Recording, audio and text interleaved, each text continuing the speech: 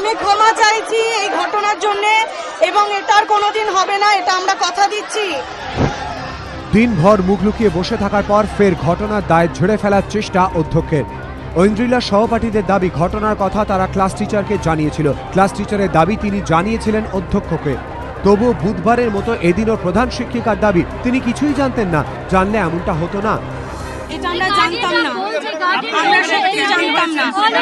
অনেক অত্যাচার হচ্ছে স্টুডেন্টদের উপরে, আপনার কি বক্তব্য? কোনো স্টুডেন্টের উপর অত্যাচারের কোনো খবর আমরা কি পেয়েছি?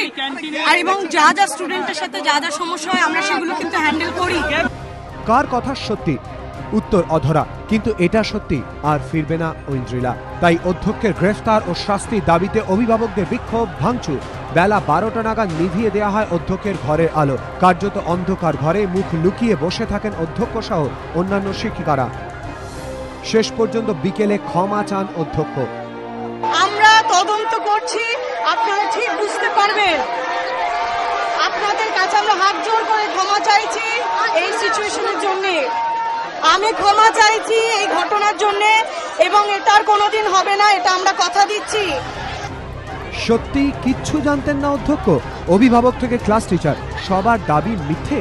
তাহলে দিনভর কেন মুখ লুকিয়ে রইলেন হেলেন সরকার? ঘেরাও হওয়ার 7 ঘন্টা পর কেন পুলিশি ঘেরাটোপে থেকে ক্ষমা চাইলেন তিনি? অভিভাবক থেকে ছাত্রীদের দাবি ক্ষমা নয়, পদত্যাগ করুন অধ্যক্ষ, শাস্তি হোক তার।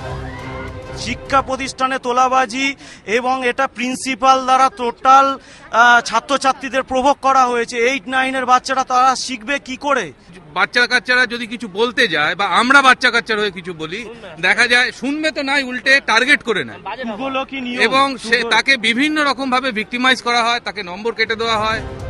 অভিভাবক ও ছাত্রীদের দাবি অধ্যক্ষ জানতেন না, হতে পারে না। তিনি জেনেও কিছু করতেন না, তাই কি মুখ ঢেকেছিলেন লজ্জায়? এবিপি আনন্দে।